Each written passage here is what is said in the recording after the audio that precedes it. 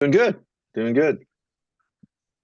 Oh man, I tell you, I'm such a big fan of your political posts. I really am. Yeah, not, I'd say that's split down 50-50 there.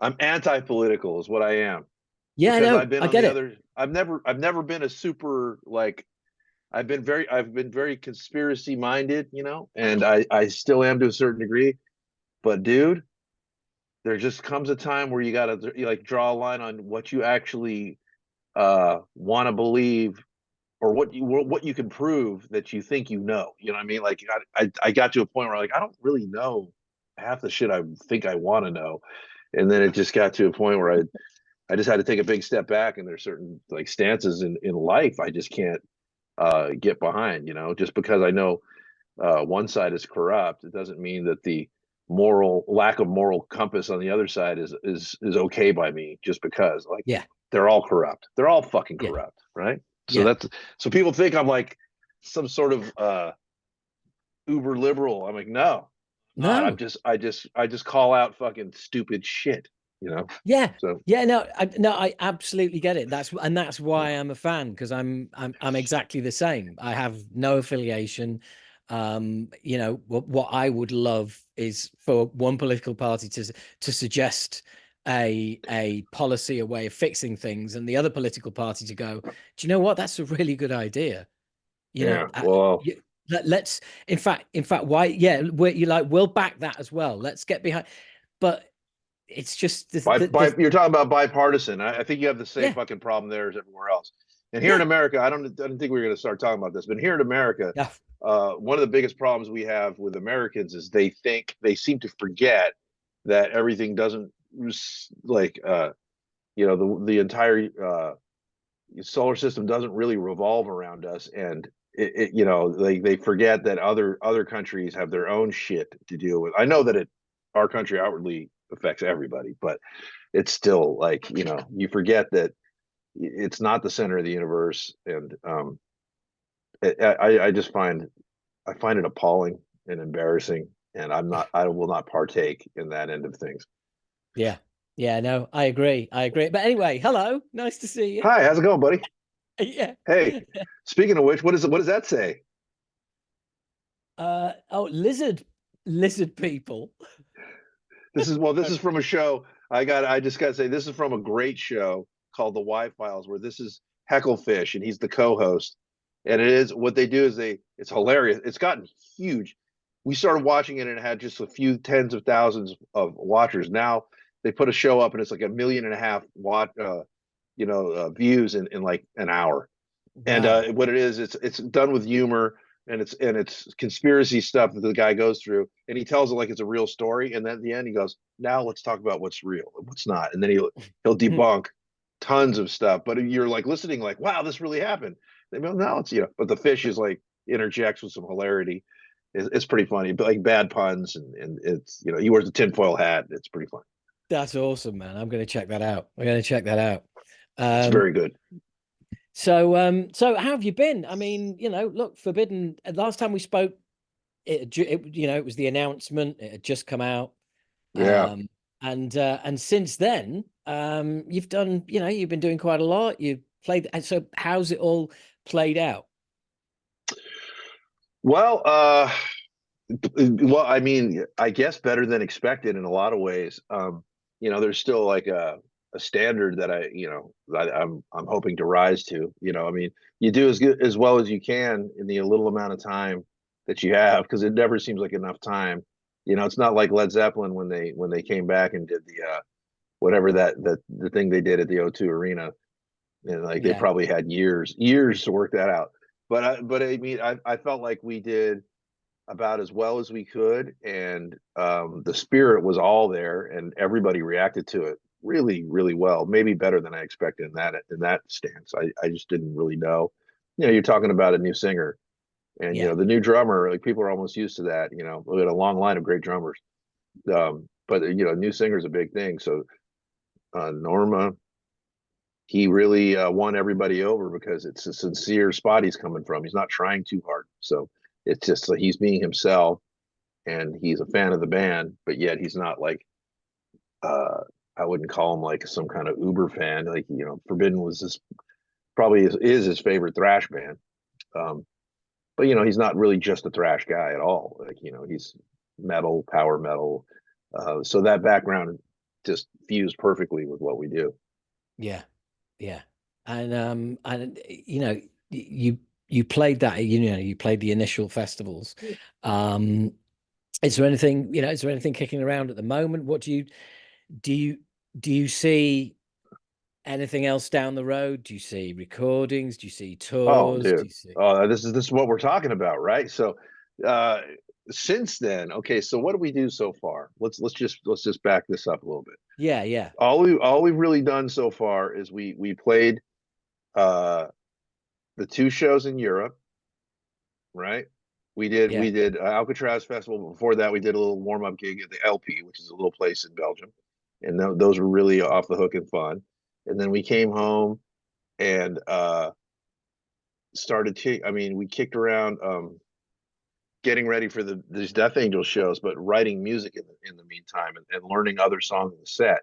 So I immediately came home and started putting riffs together, and that's really what I've been doing for the most part. But that's not all I've been doing, because we have so many gigs coming up. And then we did the two shows with Death Angel for Christmas, which are, they always do their Christmas shows. But yeah. when the Forbidden and Death Angel play together, it's out of hand. Both shows were completely sold out, months in advance. It was wild. They're like a well-oiled machine, and we're still like putting the machine back together. And it was great. It was a great compliment. Like we complement each other very well. But I mean, nobody fires on all cylinders like Death Angel, and they have been like that for a long time. So it was a great, you know, I mean, honestly, and I think I probably went over this, or I probably couldn't say anything about the Death Angel shows when we did our first interview, because that That's hadn't been right. announced. But at the same time that we were, doing this, thinking about doing Alcatraz, they had actually, before even that, Ted had approached me about doing these, bringing Forbidden back for these Death Angel shows. I'm like, I don't think that's enough for me to want to bring it back. I mean, I knew that Norman could do it, but I didn't know who was going to play drums and all that stuff. So Yeah, there was a whole lot of like, and then that's when the Alcatraz show popped up, and I was like, well, there you go. I have no more excuses, because they actually suggested Chris Contos, and since I already played with them in the Boneless one, so it just all worked out. So now it's been writing, writing, writing, writing, writing. I'm like, behind me, I don't know if you can see, I got a bunch of guitars back here. yeah. I'm writing all this stuff in different tunings, and trying to like make an album that's going to have ebbs and flows. And it's like I got a great overview this time around of exactly what I know this album should sound like. I mean, I know exactly what it should sound like. And Yeah, I didn't yeah. necessarily have that when I did Omega Wave. Everything was kind of rolling in my head, and it just came together, and nobody knew what it was really going to sound like but me. But that wasn't until the end. And this time I have more of a view of, I mean, it's going to be, and people ask me, what's it going to be like? I'm like, well, it's going to sound like Forbidden. And, then you get is it going to be like this kind of Forbidden or that kind of, it's just going to sound like Forbidden, dude. It's like, every record that I've written sounds like Forbidden, and they don't, different variations have, timestamps and whatnot, because you're not going to like be living in a vacuum. But yeah, it sounds like a thrashy, very technical, very thrashy, very melodic Forbidden record. I know exactly. I know exactly how you feel. I know exactly what you mean. I You think. probably do, yeah. Yeah, yeah. It's like ever since we first met all those years ago on a tour bus.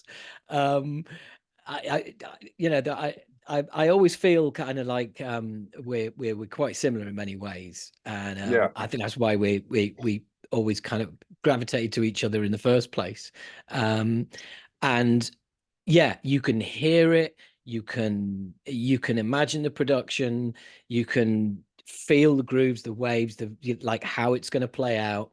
I yeah, there's not, you can't beat having a clear vision. I had a clear vision for the album when we came back. I've got a clear vision for the one that we're writing now. And people are saying now, like, what's it, where are you coming from? And say, well, it's going to be A, B, and C. And this is what I've said to the band, and then like produced the like first song. And one of the band members turned around and went, "This sounds exactly like you said it was going to sound." Hmm. And I'm like, Well, "Well, yeah, I've been getting a lot of that. yeah, I've been getting a lot of that from the guys. Well, yeah, I do put a parameter into it right now. I mean, it could change a little bit as the songs are being written, but I say it's kind of a cross between Twisted Into Form and Omega Wave because it hits all the emotional gamut that I'm looking for. I really want this album to be absolutely blistering at times and the most beautiful thing you've ever heard at times. I want to have interludes again. I want to bring yeah, back like very really the dynamics. You know, it's shit people say, but if you're a Forbidden fan, you know that there's a certain standard that we have that it has to be, and I know this. And then I mean, dude, I mean, honestly, you know, and you know me by now. I'm not the guy that gives a shit what people really think, and that's why I say what I because like yeah, I just let people kind of argue amongst themselves. I'll throw out the breadcrumb, and you guys have at it. But I do see um, it's not going to be the same because this guy's not there and that guy's not there. Well, I mean, which there is some truth to that because every person that was in this band was really talented and really cool and really fucking involved to some degree, starting with Bo Staff and with Calvert and Glenn and everybody was something contributed. But the one uh, you know uh, constant and it was me, writing. Like yeah, that's the one constant that was there. And this is not like there's not a pat on the back. This is like facts. yeah, It's like okay, but they aren't there. But still, they main writer throughout as soon as Rob Flynn left the band in 1985 or 86, I was thrust into that position, and I've been in that position, and it's not really going to change. I just take on everyone's great ideas because they all got great ideas. I mean, these guys are fucking. Steve is a genius level guitarist and composer himself. So, and Chris Contos, what he's an amazing composer from back behind the drums, much like the way Paul Bostaff was. He has really good ideas. He can't play guitar, but he sure can help you put together an amazing piece of music with wonderful ideas. So I don't, Matt's better than he's ever been. The one guy that I haven't really got down to dirty with on the work is Norman because he's waiting for me to come up with a majority of the subject matter and lyrics and start throwing melodies at him, and then we're going to work together. But I have no doubt about Norman's capability of taking on, instruction at the beginning and then running with the baton at the end. Like ultimately, it's going to be his deal. He's going to sing it. He's got to put his stamp on it. But it yeah, starts again with me. Like I did the same shit with Russ. Like it's not going to be any different. yeah, yeah. And this is great to hear as well because I know there must have been, the last time we spoke, there was, definitely as much as you were kind of excited about playing Alcatraz, there's also there's the whole other how's it going to go and how are people going to be kind of vibe. And now we're on the other side of it. It's just like, right, yeah, this is like all in. Yeah, this is it. I mean, this is it. I mean, I was also, doing the boneless ones, Address the Dead at that time, and I had to put the boneless ones on ice for a bit this year, Chris and I, just because we're writing so much. We can't be thinking about other gigs. Which we'll get to gigs in a moment because like Forbidden has a lot of them, and yeah, but I mean, I kind of had to, and then Dress the Dead was immediately put on hold because we'd split with Mark, and it wasn't a big deal. We didn't make a big fuss about it, but our drummer, it's like we kind of came to a head. And since then, him and I have talked, and we're cool. But at the time, I was really stressed out because dude, I wanted Dress the Dead to be it. I mean, I tried my damnedest. I have the most talented singer in the world in Kayla, and these great guys and amazing musicians and great songs, and you just couldn't people weren't accepting it. They just didn't catch it. And then, Yeah. and then, it all kind of like, it made me realize once this Forbidden thing kicked off again, what am I fucking doing? because I don't think at Yeah, this at no, well, I mean, I'm proud of the work we did, man. I am. And people have since we've because we aren't broken up. I mean, I'd love to one day to, I'm not never saying never with Dress the Dead, nor with the yeah, Boneless Ones, but right now I can't do half measures. Half yeah, measures aren't going to do anybody in the band any good or myself. yeah, And that's what's really become crystal clear to me is I have to, for my own good and the betterment of the project and the legacy of the band, be all in for as long as I can be all in to make yeah. the something that will stand the test of time and hopefully a few years down the line people look back and say that's one of their strongest, if not their strongest record. It's only going to happen if I put that kind of work in. Yeah, absolutely. And at some point, you realize again, same as you. Ultimately, you run the risk of if you try and keep three bands on the go and three bands happy, you run the risk of pissing off all three bands. Whereas if you commit to one, well, you run the risk of pissing two off. Well, do the maths. You know, it Yeah. it it just makes sense. Yeah, no, and I did that exact thing when we started in 2008. Uh, I really fought to keep Spiral Arms as a because it was a real big thing to me.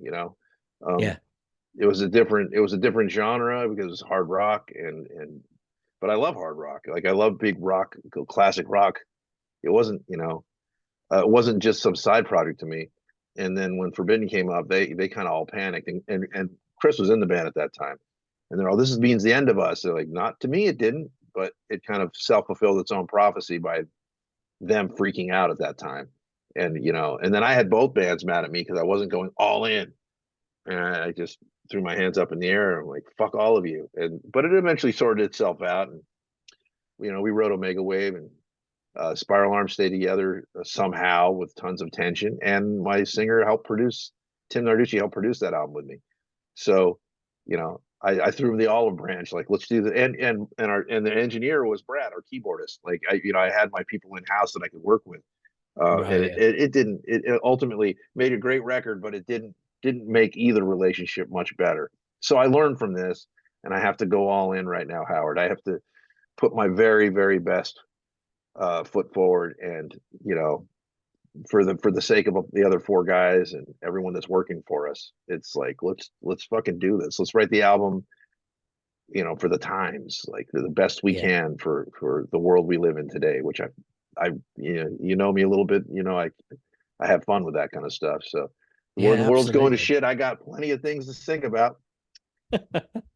Yeah, absolutely. But also, it's kind of like, you know, time doesn't wait, and we're way beyond second and third chances here.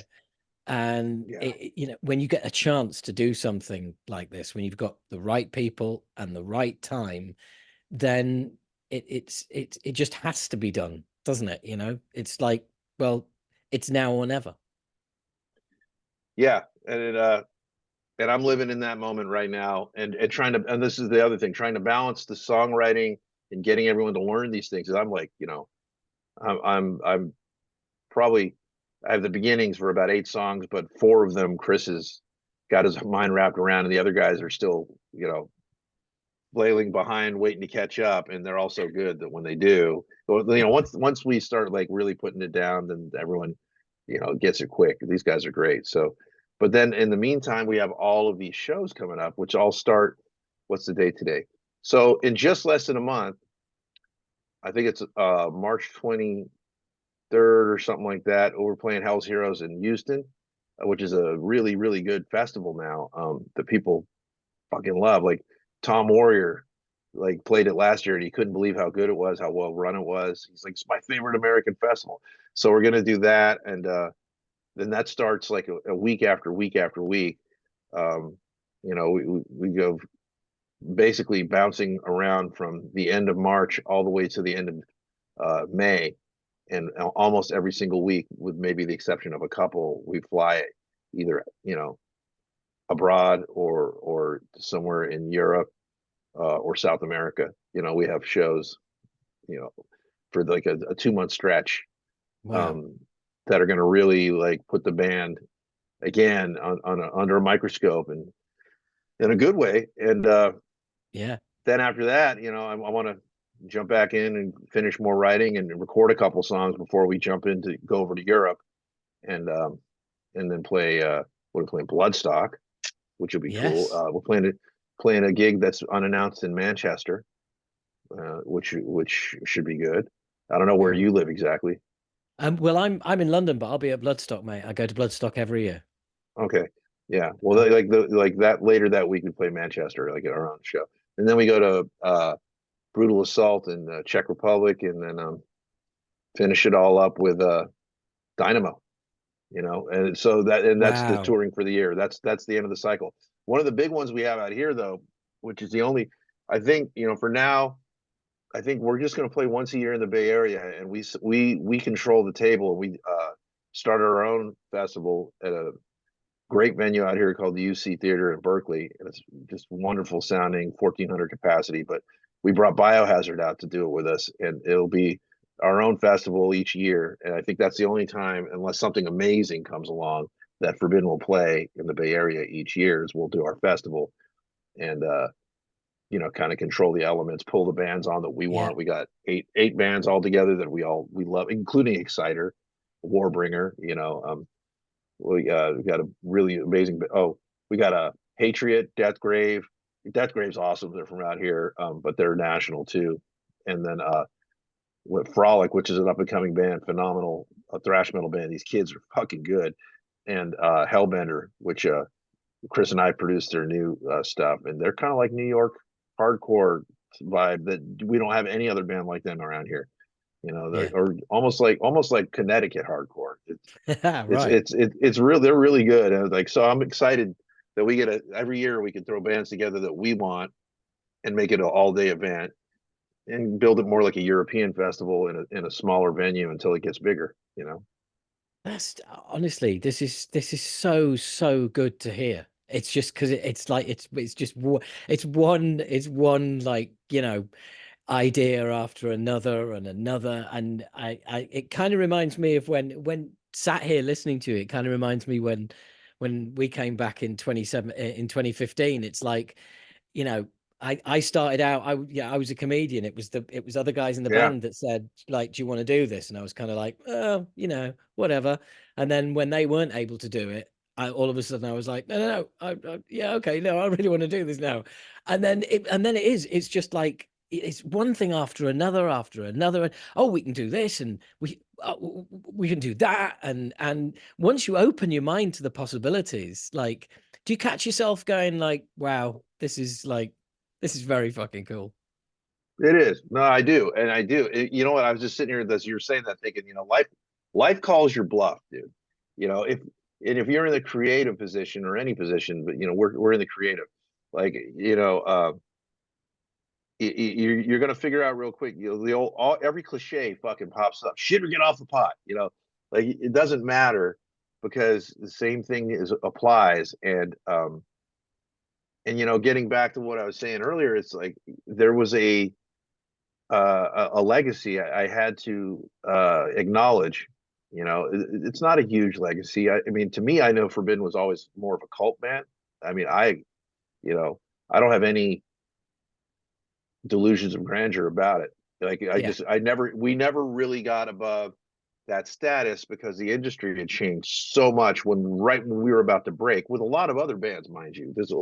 But Forbidden was like set. It was like you're on the tee, the tee ball, like you're on the tee waiting to be Yeah. hit, and then everything. The tee's gone, and then everything changed. So, Yeah. we never really struck. But what we did do, and what I do accept, and I see it was influenced countless other bands, and built up this cult legacy that if we deliver something really, really good, there's plenty of room with all these thrash guys to Yeah. without our elbows out, without having to really push our way in, stand with there with the rest of them, depending on the strength of the record and the live show. So it's not Yeah. like there's not like no opportunity for us, but I'm not also under the any pretense that we're going to be some overnight sensation. I mean, we're all in our 40s or 50s, you know. I mean, but the kids seem to like it these days. It's weird. Isn't that the weirdest thing? How when Yeah. we were kids, bands that we loved that were just 5, 6, 7, 8, 10 years older seemed so old, and people were writing them off. And then now, because the quality of music that gets put out these days is quite a bit lower, that old music and all those great albums from the 70s, 80s, 90s, those things are like they're held high, and people are, you know, they're stoked to come around and see Alice in Chains again. You know what I mean? Like, just for an Yeah. example, like it doesn't, you know, and all these thrash bands, of course, you know, I mean, the Bass Strikes Back. How many times did that fucking tour pound the ground? You know, because Yeah. people were going. You know, Yeah, until they absolutely. weren't going as much. You can't overextend your stay, and that Yeah. it doesn't mean just not that, but me overplay. You know, you can't. And that's one thing I don't want Forbidden to do. I don't want to Yeah. overplay. We're quiet at the moment for that exact reason. It's like you can't just constantly play shows. You have to go away so you can come back. You Mhm. can't just keep being around, because sooner or later people go, "Oh, they're coming around again. Do you know what? I'm not going to go this time.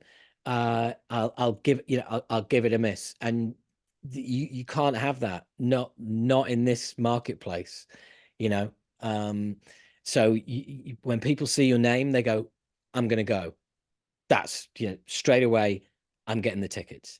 And I know what you mean about um that level that you were at. And yeah, if your experience is going to be anything similar to mine, or sounds similar already, is that you start getting opportunities that back in the day you'd have been like fighting, so many other bands, like you said, get your elbows out, and you're on the phone to the agency and your management and blah. Whereas now it's like, oh, by the way, do you want to do this? It's like, oh, uh yeah, okay. Well, and you know, a lot of it comes down to controlling the narrative, you know, and being cognizant of overexposure and all that stuff. So, you know, for us, one of the ways that we're doing this, and that I'm doing this, is by not surrendering to a big management company, or hiring an agency to Yeah. do our booking,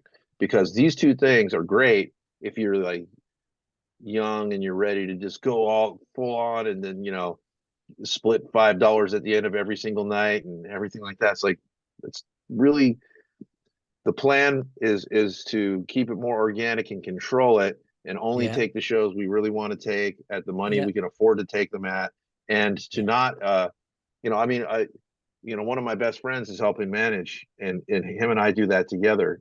You know, he does the heavy lifting, and my connections come in play a lot, and we get on meetings once in a while. But for the most part, it's great this way.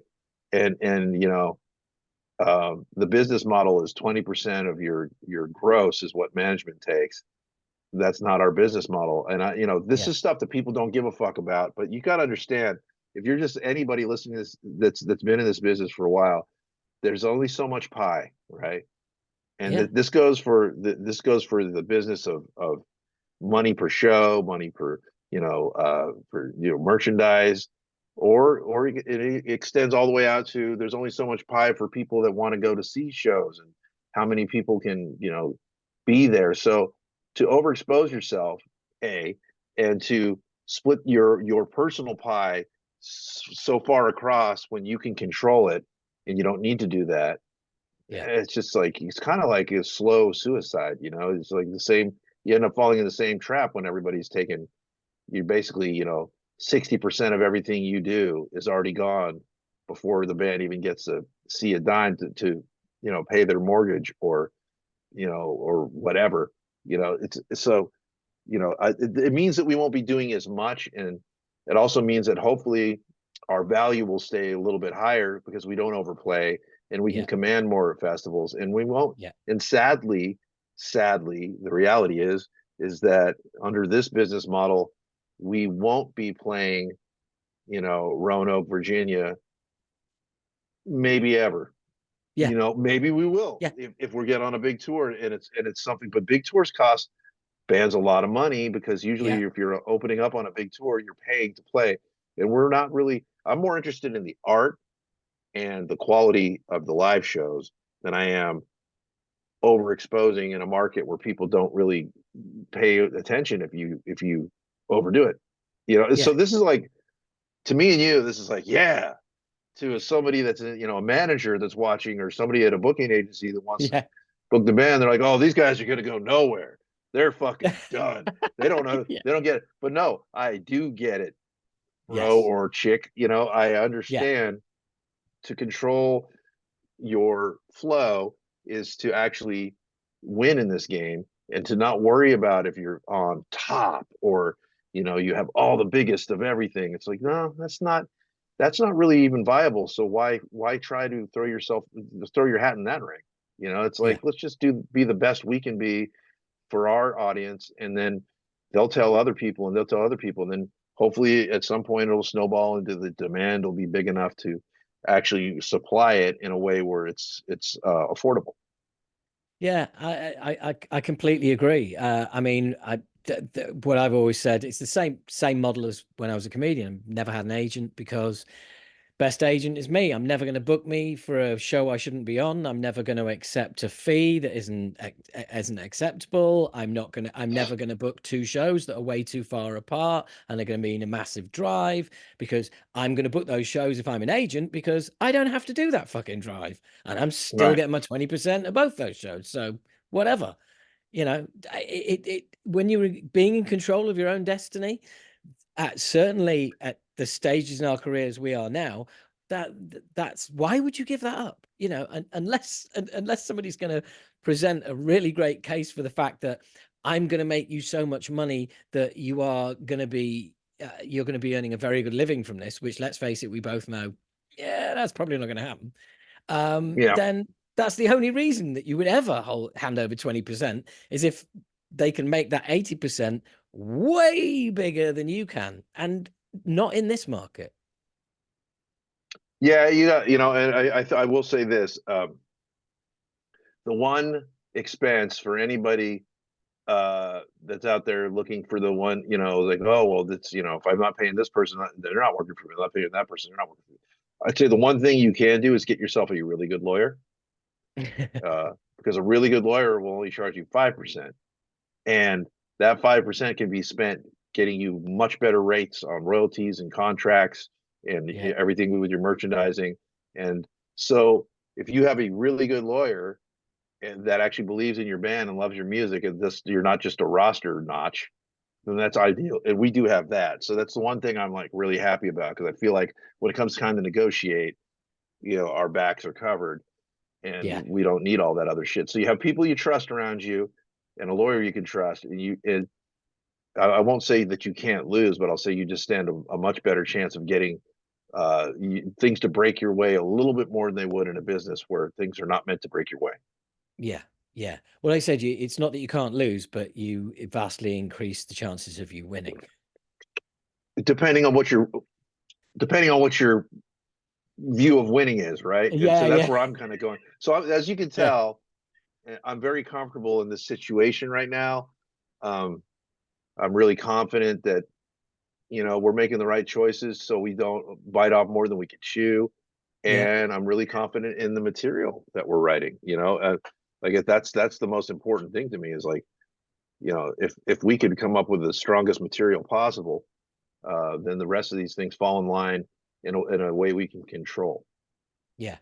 Yeah. Absolutely. And I think, control is exactly what it's all about, which is primarily what we've been talking about for the last sort of 10, 15 minutes, which is controlling your own destiny, right from every single show you play to, the songs, where you record, how you record it, who you record with, who puts it out, all of it. It's kind of a level of control that we kind of had back in the day, but you're always going through management. Whereas now it's actually like, no, actually doing it yourself. I find it incredibly rewarding. It's fun. Yeah, it is. Can you hear me? Yeah. Okay, because my picture just totally froze up there. I just looked up and like, oh shit, there's so okay. Am I moving? You're not, no. Okay, well I'm still here. That's good. My avatar is just there. So okay, that'll pop on whenever it pops on. Um, yeah, that was weird. No, I don't think we really had much control back in the old days, and I mean I know we didn't, and I feel I definitely saw firsthand that everybody was willing to throw all they had in the ring without really understanding what it was they were doing, you know? Oh, So we didn't dude. really have publishing and things like that. Like you don't really understand how that goes. And, and I will say that just kind of putting a loop on this business model of what we're talking about here. One of my main things with these guys, because I fucking love every dude in this band. I mean, I love these guys. I feel, like everyone I've ever played with, I've loved at some point or did love, and then things happen, and then you can't last with everybody. But all these guys are so fucking cool, and I told them from the get, if we're gonna do this again, everything we're gonna do, we're gonna split evenly. It doesn't matter who writes what, doesn't matter how many lyrics I write, doesn't matter. We're gonna split it all evenly. Publishing will be all split evenly. Merchandise will be all split evenly. So whenever there's something rolling out there, it's important that everyone feels that they're all in, and they're not sacrificing, too much. But at the same time, when you do say that, Howard, then it's like, well, now you fucking got to do your part. You can't just Yeah. hang on by the coattails. You got to Yeah. actually. Yeah, I expect you to do your part, and as much as you can do in whatever way you can do it. It doesn't have to be musically or whatever. I mean, well, we all got to deliver that, but you know what I'm saying? They don't have to deliver Yeah. songs. They don't have to. That's not. If they do, great, because everyone's got great ideas. So it's just like a wide open way of doing business where there's transparency, and I don't see that in a lot of bands, dude. I mean, Yeah. I've been told I'm crazy by people I respect No, for I'm for totally offering well, that. dude, in which case we are I am also crazy because I operate it's the exact same system within Acid Rain, which is it's Hey, I'm back. you're back, which is split everything five ways. And ultimately in this environment, um that's the royalties, the record, that's not where you're going to make your money anyway. You're going to make your money on the road selling merch like every fucker else. Yeah. The royalties are a bonus.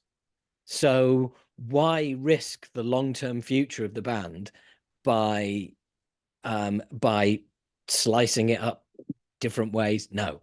Let everybody have a piece of the pie and hit the road. It's the Yeah, only way. it creates a circle of trust, Yeah. and it makes everyone feel like they're not being used or they're not being slighted, because in this band they're not. I could talk for hours about how much I love these guys, and what Mhm. they've been through to get where we've gotten. Every one of these guys has been through a lot. Um, not just me. And I've been through a lot, and people don't know a lot of the shit I've been through because I don't talk about the things, but everyone Yeah. has. Like if you lived as long as us, Jesus, Yeah. people have passed all around you, and failures have come piled up far more than successes. So, Yeah. at this point, it's like just that brotherhood and camaraderie means more to me than probably anything else besides the music, and that even means more to me than that. But right now, I'm so Well, concentrated on music that it's got to be a priority. well, I'm just looking at it. my probably my favorite ever birthday was 47, and it was on stage playing with Acid Rain in Spain at a festival. Did my first PA dive since we came back, and in between songs, our drummer suddenly appeared at one of the backing mics and said, "It's our birthday today," and managed to get the entire Spanish crowd to sing "Happy Birthday" to me. Nice. And we crashed in the hotel afterwards, and we were all in one room having drinks, talking about like what a great show it was, and it was just like this is what it's all about, you know. This is Mhm. just like, and yeah, that's my favorite birthday. No, that's great. I love to hear that. And it is what it's all about. It's so easy to lose track of that. You know, we all get jaded. I've gone through my periods, but I've never, I will say that just speaking for myself, I've not gotten nearly as jaded as other people I know in the business, Yeah, you I know, know. and that's part of what keeps me going. You know, I'm not as turned by the whole industry, although I know exactly what the industry is, the vampire that it is. For some reason, I just kind of like, okay, you know, learn from it, move on. Don't, you know, I don't let it, I never let it dictate my sway on the way I treat people or the business or whatever. Yeah, Um, you know, yeah, but my naivety is long gone though. It's yeah, but you've naivety is also like way back there. yeah, but you've got a realism to it all, and um, I think there's sometimes yeah, you know, I have no expectations, because whatever comes our way is is what we deserve. There's no point in ever thinking that, you know, you deserve more than this, or, you know, you should have this reaction, or, you know, why aren't we on there, or how come they've got that and we haven't. It's just, you know, being comfortable with the skin you're in, and Hmm. being also just knowing where you are on the totem pole.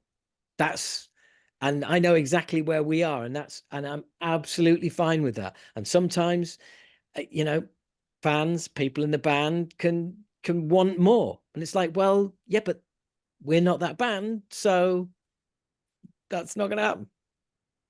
Yeah, yeah. Well, you know, yeah, in our situation, I think that I think everybody's on the same page. It's like what we could do.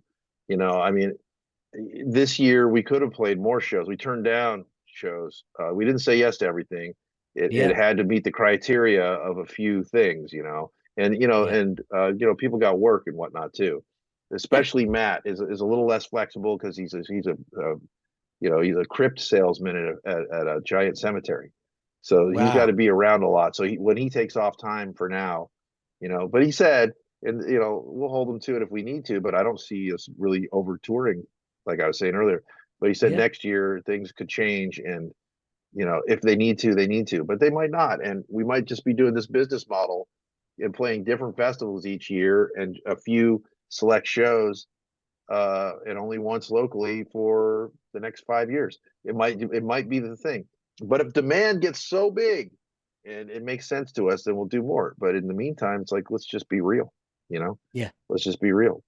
Yeah, yeah, and it is a case of like, hey, we've been offered these shows in this country. Do you know what? I've always wanted to go to that country. It's one of those, isn't it? It's like, you know, Yeah. you're all kind of like, well, hey, yeah, and in fact, that's around holiday time as well, isn't it? And yeah, great. And that, you just, Which it has to fit in your life. It's not your life anymore. It's that everything, it has to fit into your life. which does remind me that we are playing one country I've never played before. That's Brazil. When we do we're Awesome. doing Metal Fest Chile, and then the week after that we do Brazil. And then their negotiations, we're probably going to end up doing Mexico. There'll be one extra gig added to this whole thing sometime time before the end of the year. Um, but that hasn't, you know, I can Yeah. say that probably Mexico, and that's not going to hurt anything, but because it's not telling you what exactly the thing is that we're supposed to do. But I've only played Mexico in Tijuana, and I know that's Mexico, but I don't really consider that Yeah. Mexico. That's more Yeah. like Yeah. It's like San Cancun. Diego on the dark side, you know. But yeah, it's like so yeah, we just had to pick and choose, you know. Like if I run through let me see if I can run through the list of what we actually have. We have this show, Hell's Heroes in Houston. Then I believe after that is what is it going to be? It's going to be it was a Maryland Death Fest. Uh, and then I think the next shows are going to be the South American shows, and then I think we come back and play Mega Fest with the one with Biohazard. Then I think the week after that we place in Seattle at the Northwest Terror Fest, and then we're finishing up negotiations to play something in Vegas right after that. And then the week after that, we play the Rock Hard Festival. And I think that's pretty much it until then we have that 2 month break. But that's a Yeah. lot, like in a short amount of time every weekend, or staying in Europe, or staying in South America for 2 weeks for those 2 shows. So I've never spent that much time there, so that should be interesting. And Yeah. yeah, So you, that's enough. I mean, those days are going to get filled in with a few more shows, or do you think you're just going to be having I a don't lot of think time? so. Yeah. I think we're just going to have a lot of time there. There's always a chance that we could do a headlining show in Chile. Uh, Originally, the reason why we had time off is because, again, Matt said he was going to fly home, but now he's like, oh no, I can stay so we can do more shows. They offered us another metal fest in El Salvador or something like that. We said no to, but we can't say yes because it's already booked. Oh, So we might end up maybe do I don't know. I also would like some time off there if it's possible, because I want to check out more of, like, yeah. for me, Santiago is like one of my favorite places on earth because the people are amazing. The food's amazing, the seafood's incredible, the barbecue, everything. Get real fat for a week, like, just hanging out there. But yeah, no, it's a really wonderful place to go.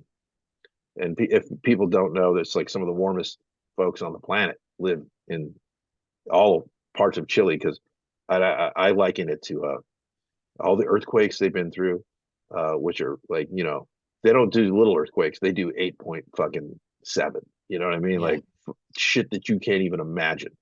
Yeah. And also the revolutions they've been through. They've had so much upheaval that there's just like there's a warmth to them, via the experiences that they've had, that other countries just, it's not their fault, and you don't want to go through what they went through. But I definitely see how those experiences have made those people so amazing. Yeah.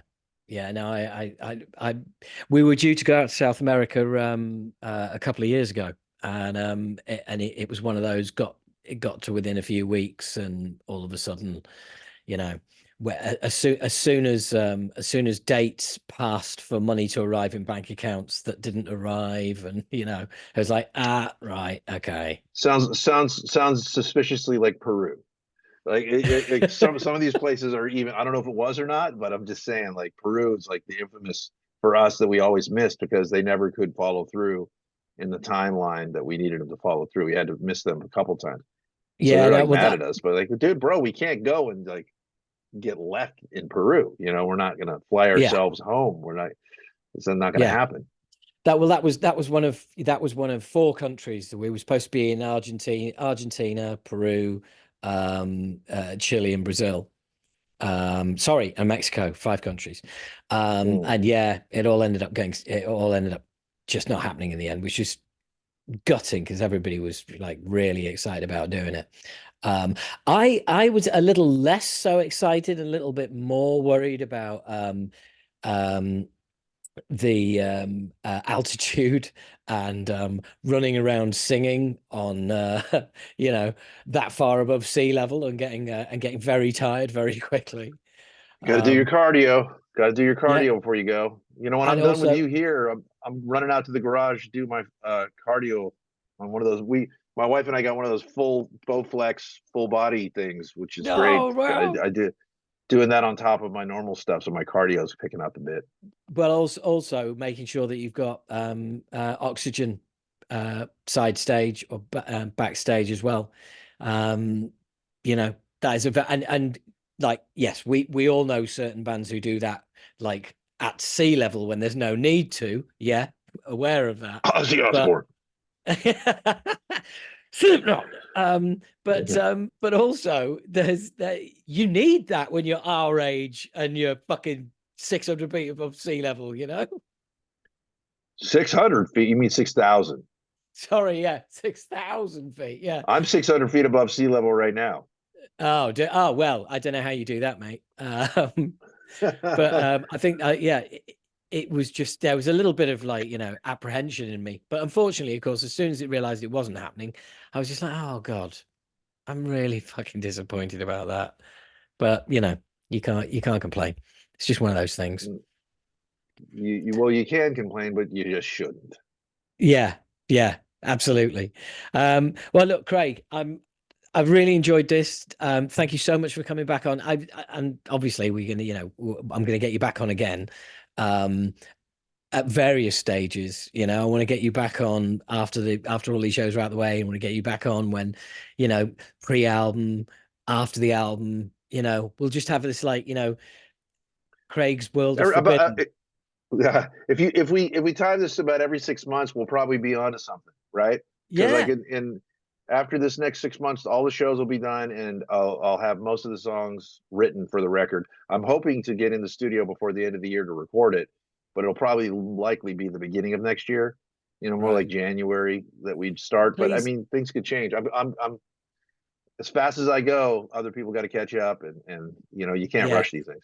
Please don't get in the studio before the end of the year, okay? Because we put an album out 5 years ago in September, and we're only just hopefully going to get in the studio before the end of the year. So if you do it that quick, it's going to make me feel really guilty, man. You got to work your ass off, man. Got to work your Yeah, ass I off. know. There's no way around it. You got to, I don't need anyone putting a fire prod up my butt. I've got my own motivations, man. I'm like, let's go. Like, Oh plus, yeah. you got to, Howard. You got to look at it. You have all the fodder you need is out there.